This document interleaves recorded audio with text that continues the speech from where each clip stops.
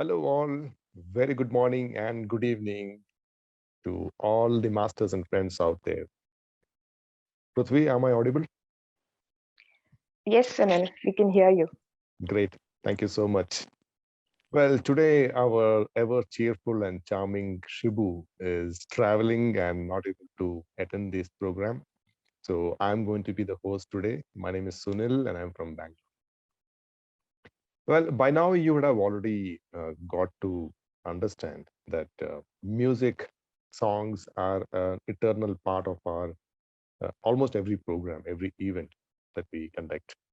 So that is something which we cannot avoid. So we have listened to many beautiful singers. We have listened to beautiful songs played during meditation.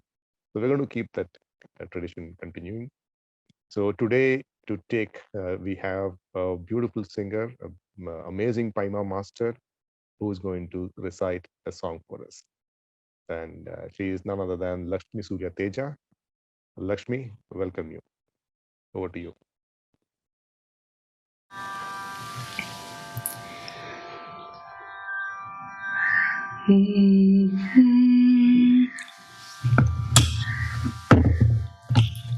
Yeah.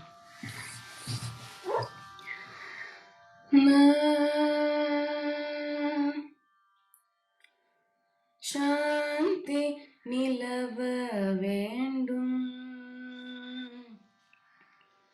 சாந்தி நிலவ வேண்டும், எங்கும் சாந்தி நிலவ வேண்டும், எங்கும் சாந்தி நிலவ வேண்டும், ஆத்ம சக்தி ஓங்க வேண்டும், உலகிலே சாந்தி நிலவ வேண்டும், ஆத்ம சக்தி ஓங்க வேண்டும், உலகிலே சாந்தி நிலவ வேண்டும். காந்தி மகாத்மா கட்டளையதுவே, காந்தி மகாத்மா கட்டளையதுவே, காந்தி மகாத்மா கட்டளையதுவே, கருணை ஒற்றுமை கதிவொளி பரவி சாந்தி நிலவ வேண்டும், காந்தி மகாத்மா கட்டளையதுவே, கருணை ஒற்றுமை கதிவொளி பரவி சாந்தி நிலவ வேண்டும், ஆத்ம சக்தி ஓங்க வேண்டும், உலகிலே சாந்தி நிலவ வேண்டும்.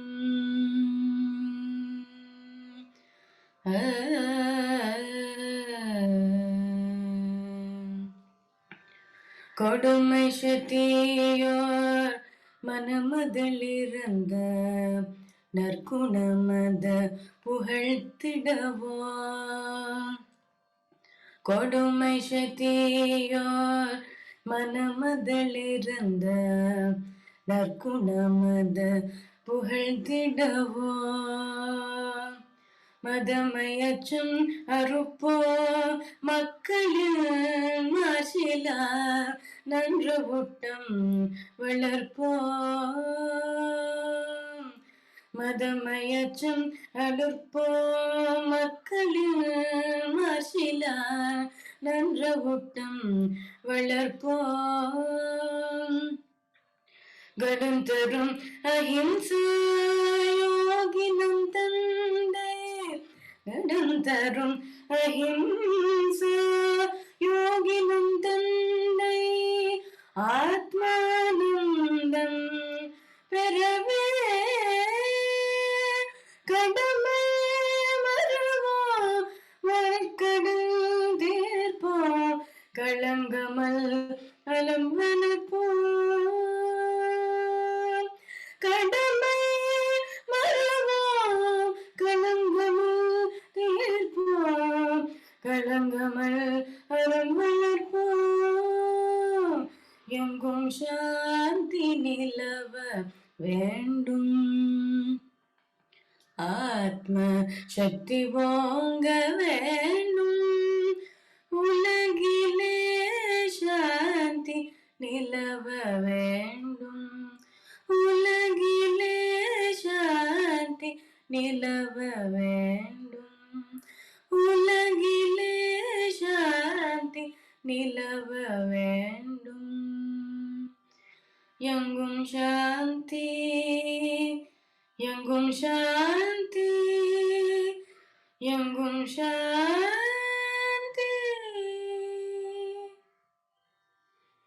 Yeah, thank you so much. Thank you so much, Lakshmi. That was lovely, beautiful, and melodious. Well, friends, now the stage is set with some beautiful song. Let us now start our meditation session. Yes, I knew that. We all know how to start that. Let's remove the spectacles. Sit comfortably. Sukhasana. Be as comfortable as you can. You may sit on the floor or on the bed or on the chair, wherever you like.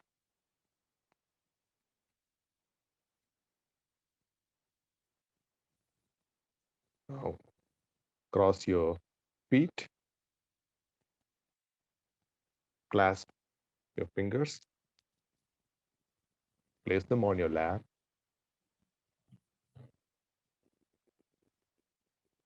Adjust your posture, your back. Take support if you want to. Now, slowly close your eyes.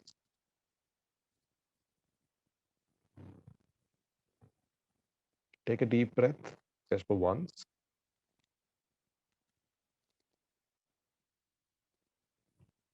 It's just to knock the breath. All right. Now you can breathe normally.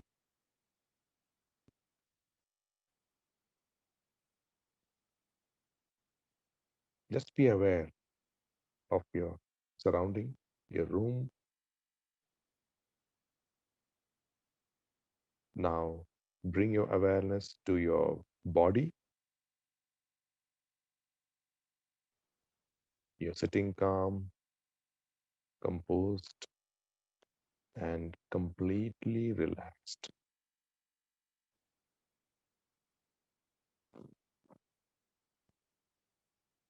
Now, slowly bring your attention to your breath.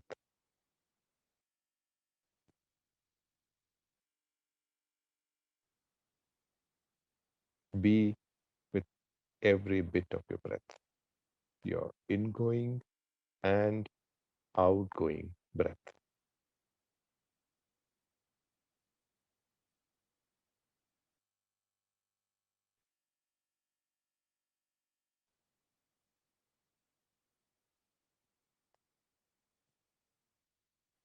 Relax your body completely. Let your eyebrows be relaxed. Relax your mouth, shoulders, arms.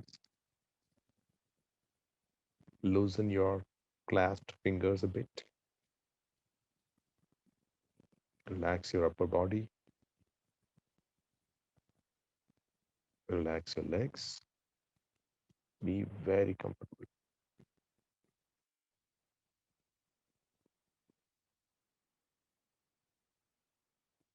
Now bring all your awareness only on your breath. Your natural ingoing and outgoing breath.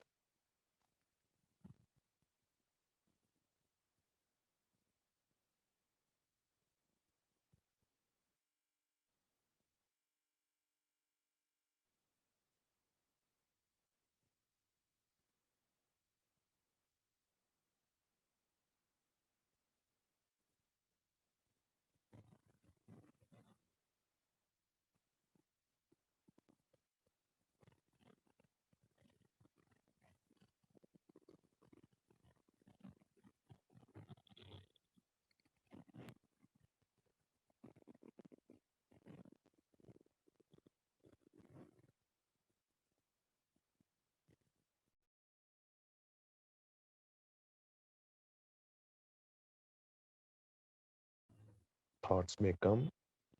That's all right. Bring your awareness to your breath.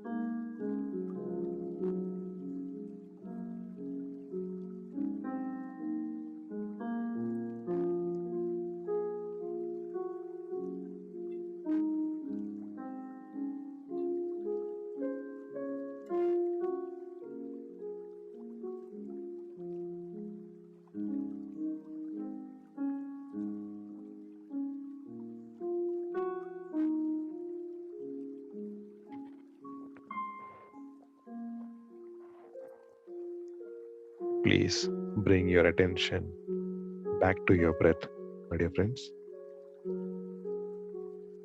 Cut the thoughts, come back to breath. It's so simple.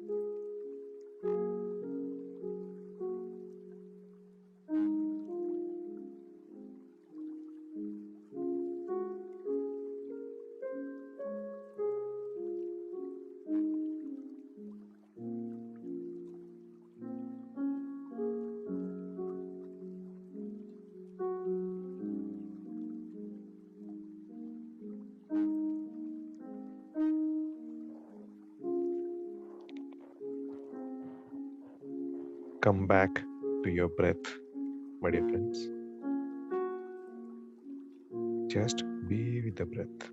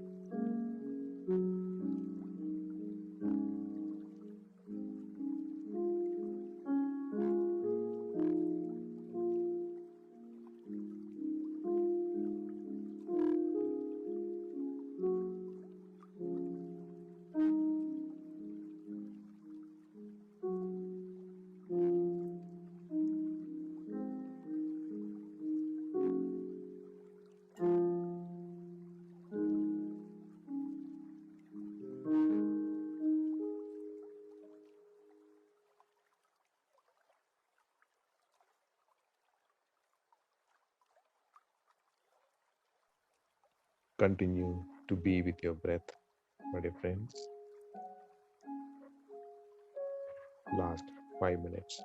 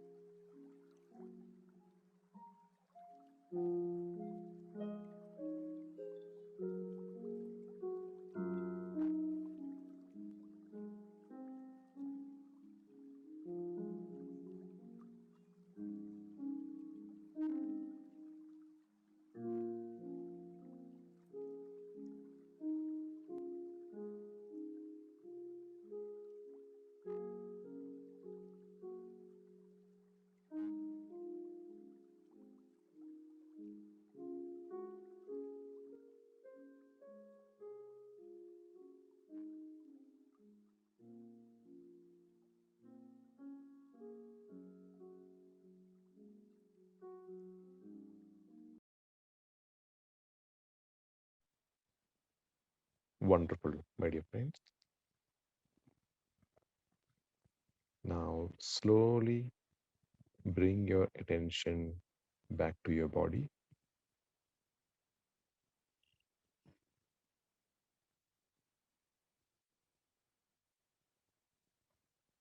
Come back to your body consciousness.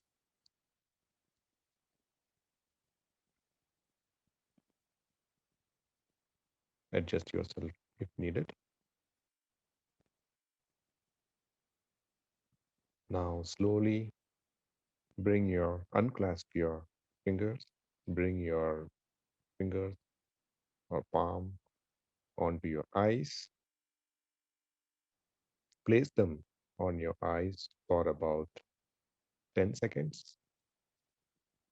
10, 9, 8, 7, 6, 5, 4, 3, 2, 1. You may remove your hands from your eyes and at your convenience, slowly, you may now open your eyes and bring a smile, a very big smile on your face.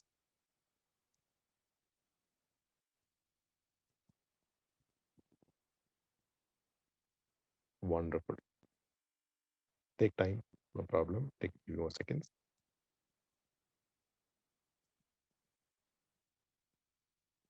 Beautiful.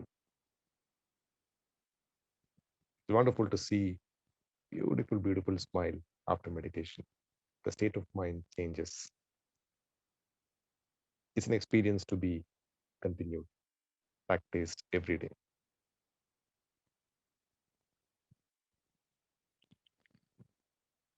So, friends, it's almost 10 days, almost halfway through of our 21-day program.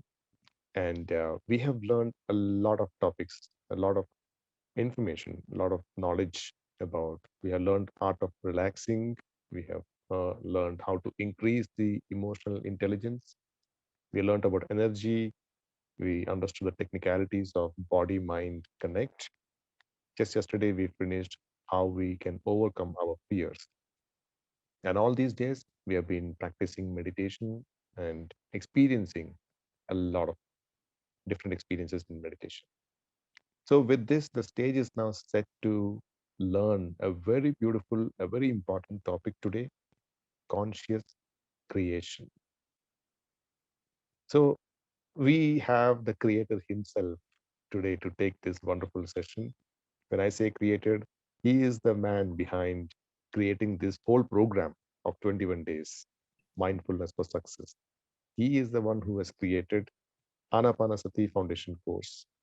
He is the one who has created and co-created a lot many number of workshops and programs in the Pyramid Valley.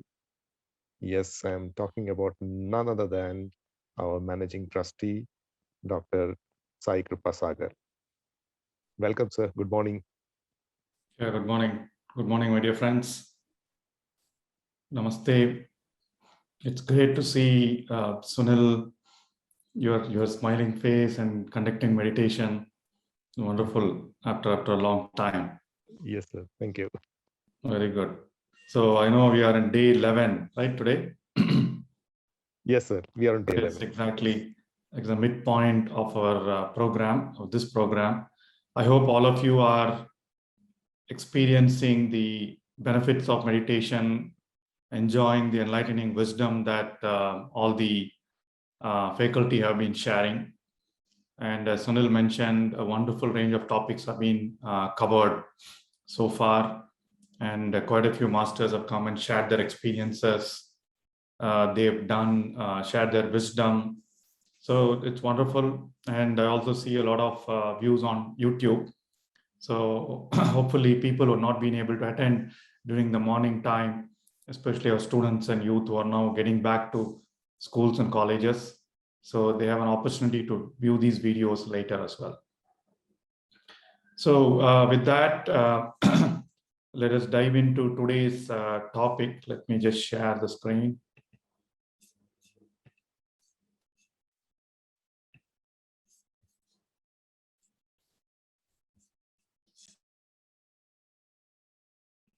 able to see the screen, right?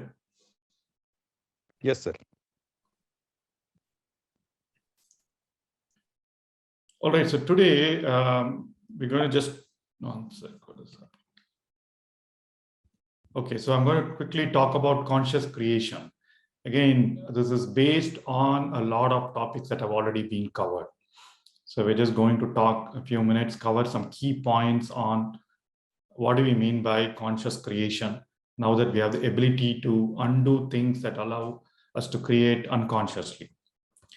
So whatever we've been doing at Pyramid Valley, and then in fact, my own quest or pathway into meditation and mindfulness has been this statement from Brahmarshi Patriji, the founder of Pyramid Spiritual Society's movement, saying that you create your own reality. So till that, all the masters, they've always had a process, they always had a procedure to calm you, to take you into higher levels of spirituality, for you to realize who you are. But this one statement was was standing out, because no one prior to Patriji, I've not heard anyone prior to Patriji talking about you create your own reality. And for all of us coming from a corporate logical mindset, it seemed very different, right? It was like almost like an oxymoron. You create your own reality. How do I? Because all of us have been programmed that way, right? So right from our childhood, our parents keep telling you have to do this, you have to do that, you have to get so many marks, you have to become a doctor, you got to become an engineer, or now you got to go abroad, right? To do that, this is what is there. And then society has its own rules. Schools and colleges have their own rules. This is what you should study. This is how you should prepare for your exams, right? And then there are a lot of other social conditioning as well. This is how you have to behave in groups. This is the kind of profession that will work, that will pay you. So a lot of things. So till then, we were all thinking that, okay, we are at the mercy of a lot of other things, including destiny. But then Patriji's this one statement and all the sessions that he does really changed the way we think. Now we are trying to reclaim our consciousness, we're going to reclaim the power to create. And we do that through several ways. The way we create a reality through thoughts, through energy and feelings, through intention and intuition. So we quickly go through these points. In fact, the first way of creating through thoughts that we do today. So today we create really unconsciously through our thoughts. So I know there were quite a few sessions by Prithvi, Yashaswini, Pari, and then some sessions. So where they talked about thoughts and energy, right? So today we create unconsciously through our thoughts. Today we are not really conscious. That is what mindfulness is all about. Mindfulness is about increasing the level of consciousness or the bandwidth of consciousness so that we stay conscious for most of the time. But today, most of our thoughts are unconscious or come from our subconscious mind, and most of it is either laden with fear. Yesterday was a topic on fear, or it could be ignorance, or it could be desire, or it could be, it should be like this. So it's all programmed, right? So that is because according to neuroscience, our body is in two states. Either it's in survival state or in the creation state. Today, because of the distractions, because of the food that we eat, because of the social conditioning, mostly our body, we are in that survival state, means stress, disease, imbalance, everything, right? We are not able to get into creation. When I say creation, it's also creating parts of your body. It's also about healing matter, healing your physical body, creating the positive type of feelings in your own environment, creating things in your own reality, right? So it starts from your body, moves to your energy, it moves to your mind, creating things in your mind, and then also creating things in your reality. It's not just about one thing. So as you might have heard in the earlier sessions, so we are in this two mode, survival mode and creation mode. Survival mode, when we are in survival mode, the body has a neurochemical response, which is called stress response, right? So anytime you feel stressful thoughts, like the discussion from yesterday, anytime you fear worry, if your fear turns into worry, if you are doubtful, if you're not confident, if you're anxious, all anxiety. So there are a certain set of hormones, harmful hormones like cortisol and adrenaline that get generated by the brain. And from there, it goes to the adrenal gland, and then it goes to gets distributed across. So there is a deep mechanism that we've talked about in several other videos like Mind to Matter on how your thoughts convert or generate the kind of neurochemicals that calm, harm, and stress to your body. And that is what creates disease. So as we continue repeatedly have those negative thoughts and worries and fears, repeatedly our body generates bad neurochemicals, and that impacts our immune system, digestive system, emotional system, muscular system, all the pains that you get because of stress. Everything is because of these bad hormones that are caused by fearful, unhelpful thoughts, because your body is trying to be in that survival mode. The survival mode, oh, someone has told something about me. It hurts my identity. It's not just about your body. It hurts my ego. It hurts my identity. Immediately the body perceives you need to be in a survival mode. Your heart rate increases, your breathing rate increases, your muscles contracts, everything changes. So 80%, 90% of the time today, we live in survival mode. That means we are generating harm for our body. But the body also has a natural healing period, which is the relaxation response. This is characterized by things like slow brain pattern, slow breathing, right? And then lesser heart rate, lower blood pressure. So again, in the relaxation response, there are a different set of hormones that get generated. The happiness hormone, pain relieving hormone, the sleep hormone. So sleep is a natural process of relaxation response.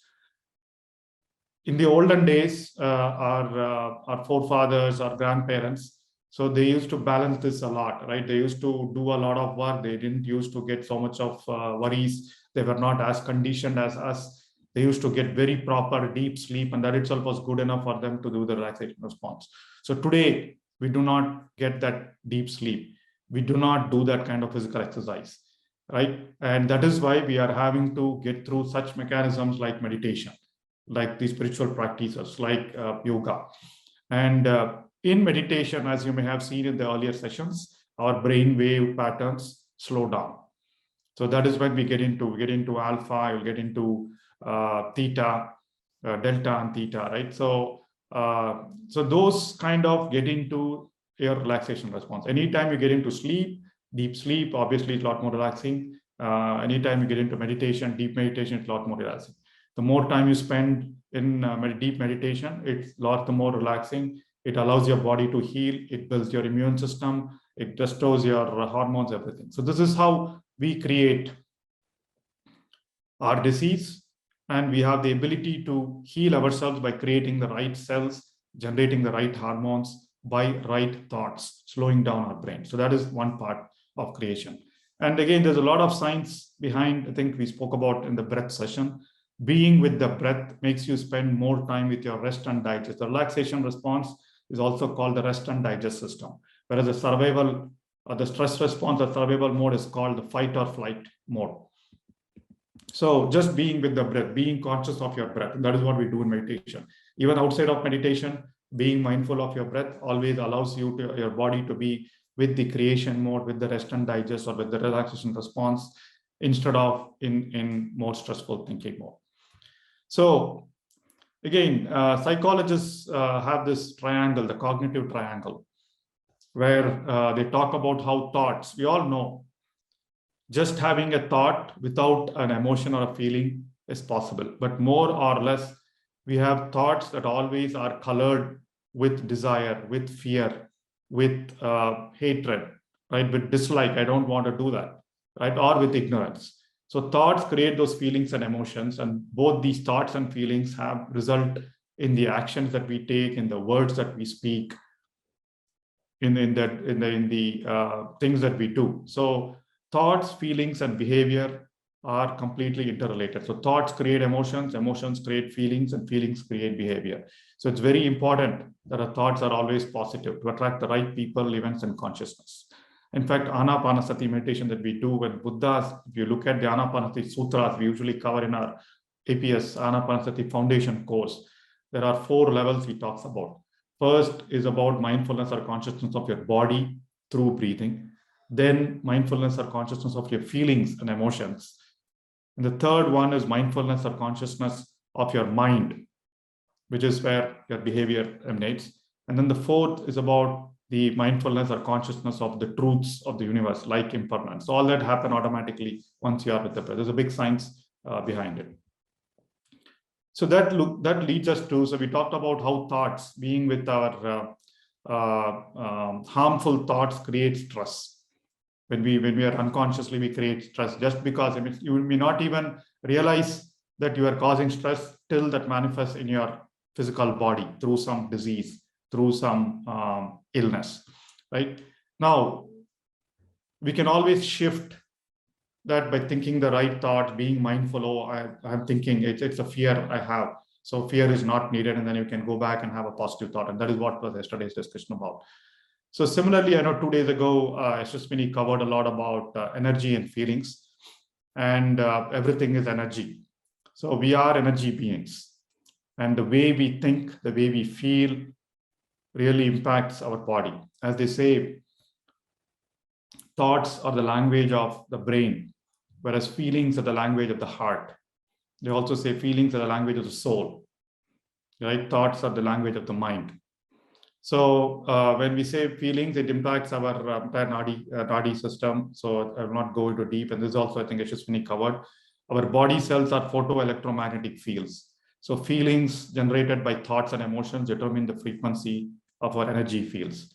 And again, this was also covered. So there are a set of elevated emotions like trust, like wholeness, like peace, love, joy, and gratitude. And there are a set of survival emotions. Again, as you see, the initial slide, survival mode and creation mode. So survival mode is always about the lower emotions. So I am angry because I want my identity to survive. I'm afraid because I want my physical body to survive. I'm afraid of death. I worry because I may not have things like money. I may not have things like respect, right? Fame for me to survive. Right? What is competition? Competition is against survival of the fittest.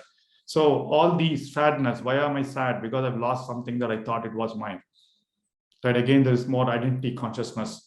So survival emotions and creative emotions. So the point here is positive emotions radiate high frequencies. And the gratitude is one of the highest emotions. So just by, there's a lot of science behind gratitude. Just being grateful for what you have gets more of it.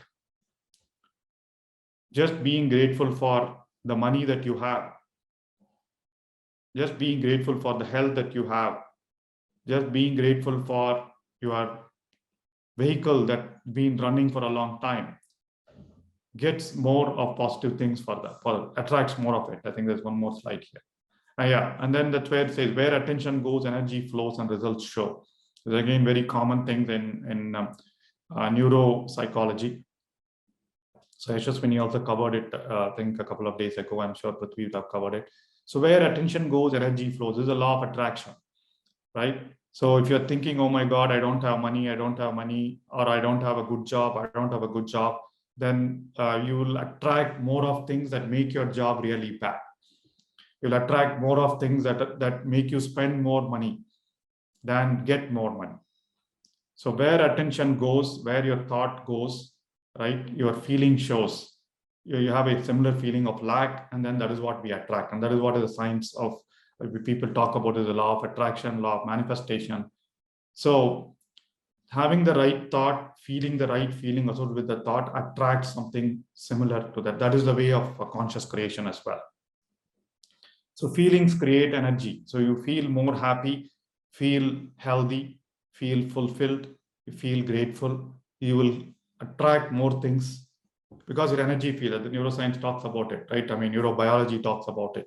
So your feeling emanates things at a frequency, you attract things at a frequency. But if you're always feeling sad, why is it, feeling a sense of lack, then that emanates energies at a lower frequency, and anything that matches that frequency is what we get. And as I shown in the first few slides, energy builds matter. What is energy? Your thought converts into energy. It builds the disease. It generates the wrong neurochemicals, results in diseased body parts, malfunctioning body systems. Whereas thinking the right thought allows you to be in relaxation response, heals, builds the right cells, generates the right hormones, right neurochemical for your body to heal, for your heart to heal, for your stomach to heal, your digestive system to improve. So that is how energy builds matter. When we change our energy fields, the cells of our material bodies respond. So anytime there are a lot of science, I mean, you must read the book Mind to Matter, or watch some of the videos that we have on our Pyramid Valley YouTube channel. I did a few sessions on Mind to Matter last year. So it talks a lot about how just by thoughts and emotions, you create matter within your body, outside your body as well. When we change our energy fields, every cell of our body changes its energy frequency, right? It shifts to a higher frequency where it does the right things, generates miraculous things in your body as well as on environment. So that book talks about this equation. I'm sure all of us who've been through science classes know this equation, E equal to mc squared. E is energy, M is matter, and C is the constant. So you can change your energies by increasing the M component, which is what we do, most of us do when we go into a doctor. When I have my body, diseased body, you go to a doctor, the doctor gives you matter, which is a pill, right? And then you pop in, or food is a matter, right? So you put it in, and then it does the changes. It increases your energy, it reduces your pain, right? Similarly, on the other side, you increase energy, you can create matter. So that is how you consciously create. So you increase your E this way, and then obviously for the equation to be balanced, obviously matter gets created. And that is how conscious. How do you increase your energy? Through positive emotions. And as some of the authors say, emotion is nothing but energy in motion. And every emotion has a frequency of that particular energy. As I said, lower emotions, lower energy frequencies, higher emotion, higher energy frequencies, right? And again, meditation here, as you've seen in the past, unblocks the energy channels that are blocked due to the stress and neurochemical issues.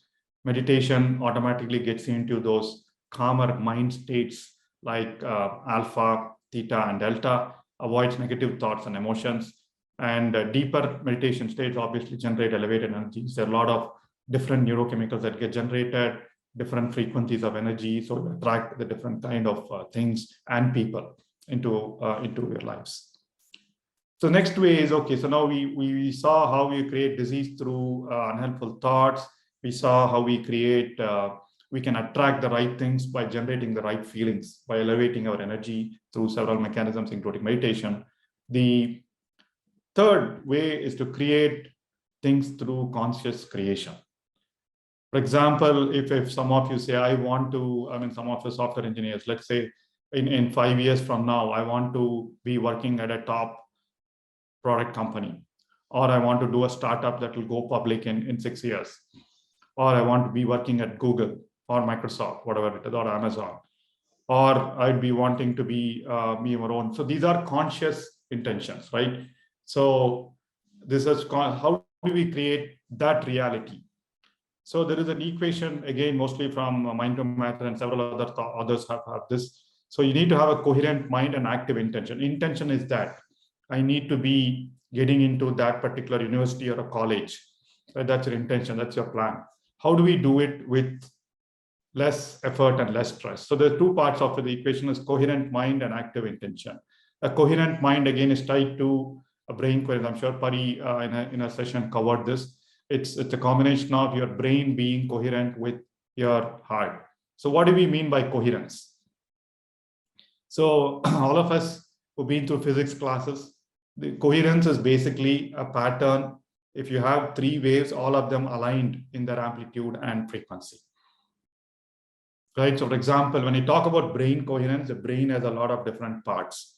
So if you put those EEG or electrodes across your body, everything should be aligned. All the waves from different parts of the brain should be aligned. Right? Similarly, your heartbeat should be aligned with your heart rhythm. So heart rate variability, right? So in this case, for example, there is this neocortex, there is this amygdala, there's different parts of your brain. So when I am fearful, when I am anxious, that is coming from one part of the brain. So I am fearful, but I need to kind of prepare for my exams, or I need to give an interview. So most of the conscious brain activity happens from the neocortex. So if both of them are not in sync, so this is wanting to do the right thing, whereas your fear and your emotions and one part of your brain is pulling you down. So that's what you see in the incoherent brain waves. Each part of your brain is different.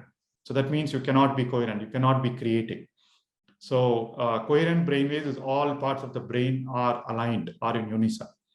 Right? That happens because when you are in a relaxed mode, when you're in a calm mode, when you're in the creation mode, when your relaxation response is triggered, right? That is what is state of mindfulness, state of when immediately after your meditations happens, right? So brain coherence happens in deep concentration. When you are concentration on your breath, continuous attention on a breath builds concentration. Similarly, heart coherence again is influenced by alpha brain waves. Heart coherence is formed when through positive emotions like love, compassion, gratitude. Just that feeling brings your heart into coherence. What do we mean by heart coherence? Our heart beats usually at the range of 60 to 80 beats per minute. And the heart has a rhythm. It doesn't always beat at one rate. So it slowly increases, decreases, increases, decreases. And there is a pattern, right? For example, in 2 minutes, if it increases, if there are two waves, it increases twice and decreases twice, that should sustain. That is what your heart is coherent. For example, this 2 minutes, you are relaxed, your heart is beating this way. But then suddenly you are angry, you're anxious, your heart beats at different frequencies, right? So there is a very varied, and that is what causes stress in your heart. So the idea is your heart rate variability should be constant. So that is generated when you can easily feel it when you are loving, when you meet a loved one, or when you're humorous, when you're joyful, you can feel your heart. When you're conscious of your heart, it beats at one rhythm. But when you are angry, when you are anxious, when you're going to meet someone new, when you're going to that interview, right? So your heart beats faster. And that means a lot of energy gets sucked, but a lot of energy doesn't happen in your brain for you to be spontaneous, for you to be using your whatever you learned, the skills that you learned properly. Because energy gets distributed for you to body to be managing different parts to be in a survival mode. So coherent mind is basically that, right? Calm mind in your alpha or theta states, right? Where your heart and brain are completely coherent. And active intention is basically consistent thought. So I want to I want to get into Google in 5 years or 3 years, whatever it is, right? So there is this technique of manifestation where you think about being in Google. Just the thought alone doesn't make it, right? There's a second part to the active intention. It's also about feeling. So you are happy that you are part of Google. You are happy that you're running your own business. That means what? It gives you more freedom, more autonomy of finances, more autonomy of your time, right? You can spend more on things that you like. So what happens when there is a feeling? The feeling attracts. The thought creates the right thing for you to do, tells you this is the right thing to do, and your feeling attracts a particular energy, attract a particular event into your life. So conscious creation has two parts. So you have an active intention, you'll have to have the right feelings towards it, right? And then the right feelings get generated when your body is coherent, when your body is spending more time in the relaxation mode. So people who achieve a lot of examples, achieve a high level of coherence, have been able to do extraordinary things. As everyone says, you might have heard, nothing is impossible. Yes, nothing is impossible. If you think you want to achieve something, you can. And the formula is these two, right? You have to have consistent thought. You have to have your body your mind in a coherent manner, attract the right feelings, have the right feelings. And then one important thing that always spoils creation. We can think, okay, I did everything. I'm doing the law of manifestation, law of attraction. But the moment you have a little bit of doubt, so trust is very important. A little bit of doubt. Oh, I don't know whether it will work. I don't know. There are a lot of people before me who are better than me. They will get a job, or they will get the seat in that particular university. So that one doubt one feeling of doubt kills everything. So doubt is again a lower emotion, right? So trust is very important. And when you set intentions, remember to do so from a clear, centered, and high vibrational state. And that is what things like meditation allow us to do. And the last thing is something that happens miraculously, but usually we are not conscious of it, which is intuition. Right? So what is intuition? Intuition is always getting to that spontaneity, right? Having the right thought at the right time. You must have seen that when you are joyful, suddenly you crack a joke and everyone will laugh with a full heart, right? And you wouldn't even know, okay, what did I do? I just told a statement, right? You did not intend to crack a joke, but everyone would have laughed, right? So things like that. And then a lot of times you might see, okay, you might be doing one work, and then suddenly you might see this is not, but suddenly something else you do, and you don't even know why you did it, but that something worked. Right? Knowing without knowing why or how. Thinking with your heart, again, as I said, heart is important. Gut feeling. So these are all related to heart coherence, the feelings, emotions, energy, body. That gut feeling. In fact, I followed that in several of my business meetings. The entire deal probably would have sealed. The customer is ready to pay what our company wanted to pay. But in that conversation with the customer and the customer team, you have a gut feel something is wrong somewhere.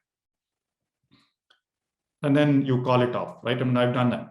So it could be talking to someone, a vendor that you're talking to, someone you're trying to hire, everything seemed to be fine, but you have that gut feeling this may not work, right? So that's your energy telling you, that's your intuition telling you something is wrong. And then you have to take a decision. That's what, again, trust is important.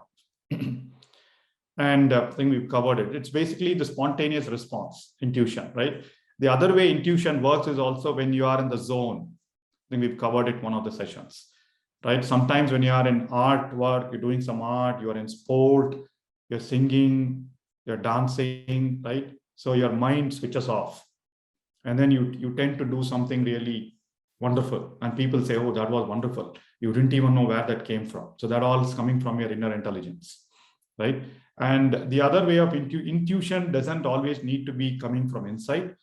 It also can be coming from outside in terms of magical occurrences. You're puzzled by some decision to make, and suddenly someone shows up and says, tells something that solves the problem. Or you might open a book, or you might see an email that tells you, that answers that problem. It has happened to me umpteen number of times, right? So it could be at a business decision. It could be someone that's, for example, when you're building a house, you're looking for a wonderful person who needs to lay the floor or the marble tiling, right? So we are exploring choices, and suddenly you walk down the road, and then you see someone get into a conversation. He says, this guy is magnificent. And then you get a sense of that magic happening, right? No reason that person, I need to bump into that person during that day, and then that guy does. And we hire him, and it turned out very magical. I mean, he's one of the best guys in that profession, right? So things like this happen. And then some things may not happen as well. For example, you're going to a job, you're going to an interview 2 times, 3 times, you're trying for something. It may not happen. That means it is not right for you. So these are called synchronicities or meaningful coincidences. So something that happened through others, through other mechanisms, but it has an impact on you. The important thing is you have to trust it and recognize it, that our conscious creation happens that you take that thing and apply it to you. More often than not, we are in our subconscious conditional programming, we miss those. And meditation allows us to be a lot more aware of those miraculous things that allow that they are just coincidences. You didn't expect those, but those happen, but they are going to have an impact on your creation. So key steps to honing your intuition is basically, first, we'll have to allow us to be a lot more aware to recognize those intuitive signals, right? Our gut feeling or signals from outside. For that, we need to get things out of your head. And that is what we do through meditation, cleaning the clutter, cleaning the social conditioning. This is how things should be. This is how we should behave. So get out of all that, feel your body sensations. And intuition doesn't work when you are fearful or when there is something urgent. Oh, I have a deadline tomorrow. I want an idea. I'll sit in meditation. Oh, okay, let me see. if my intuiting mind is going to give me this thing, it doesn't work. It happens at its own pace. Be open and willing to follow it. That's what you need to trust it. That's important. And again, I've seen a lot of benefits from intuition through my meditation sessions and becoming calmer. Your conversations are a lot more honest, right? A lot more spontaneous. Your meetings are effective. You don't go into a meeting with a brain about what this guy is going to talk about it. When I talk about it, what will the other person think? Right? All those are nice. You clutter it, it's a lot more responsive. Someone asks you a question that you may not know the answer, but you'll probably spontaneously give an answer that's probably very close to what he's expecting. As I said, correct decision making, smart problem solving, right? And then you're much more open to meaningful coincidences. As I say, intuition is the GPS of the soul, and intuition happens all the time. And that is what helps you create the life plan, create the life desire, or execute or manifest the life design you have come to be. Right? Usually, we come with some life design, and if you follow our intuition, follow the meaningful coincidences, you will do your path, and you will be completely happy and fulfilled. But the problem is, we are born here for something, and then our social conditioning makes us shift towards something else. You must have seen a lot of stories about someone who wanted to do social service, but she ended up becoming an engineer, and then they shift into social service. Some people were forced to become doctors, but then they realize they want to do something else and they're moving. So listen to your intuition, and then your soul's plan or soul's things is fulfilled. And again, lastly, all of us are meant to thrive, not just survive. Right? So we can survive unconsciously just following things, whatever has been programmed, or we can survive subconsciously with fear, with worry, with doubt all through our life, or we can create the life we want through this. All ancient yogic and Zen practices allow us to do it that way. In fact, there's a book by Ariana Huffington called Thrive. She says generally people measure success by two things, right? Basically, it's about how much of abundance or money that you have. People think, okay, if you're rich, you are successful. The second thing is, if you are famous, if you have power, you are successful. And that book talks about a third metric for us to measure success is about thriving, flourishing, right? It's about being consciously creating things that we want, right? And that is what all masters like Krishna and Buddha talk about. I mean, the moment you have your mind in control, right? The moment you're able to be mindful of whatever you want, you can create anything on this planet or on this earth. I mean, that is what we mean by conscious creation. So I know it was probably a bit of a long session, but I'm sure you can always go back to YouTube and watch it again. But that in a nutshell. So we've covered a lot of sessions. In fact, there are a lot of weekend sessions that we used to do. So a lot more material out there, a lot of books out there. But the key relevance to this session is being mindful. Being mindful is a very essential characteristic for success. And that is because you can create what you want. What is success? I mean, my ability to create what I want. If I'm able to heal my body myself, I'm successful. If I'm able to have a good relationship, I'm successful. If I'm able to have the job I want, the life I want, the time I want, the places I want to visit, I'm successful. It's not just about how many, whether your bank balance showing the number of digits, or how many people are ready to follow what you want to do, right? It's about, if you have the power to create, you're successful. And that is what this program is about. I hope it was useful, my dear friends. Absolutely, sir. Very much. It was fantastic. I know it's an ocean of a topic, and covering that in a concise manner with all the technicalities and the details. I mean, it cannot be anybody else who can take this so beautifully. It was absolutely, very helpful. I'm sure participants would have definitely enjoyed, and I'm very, very sure they would have tons of questions.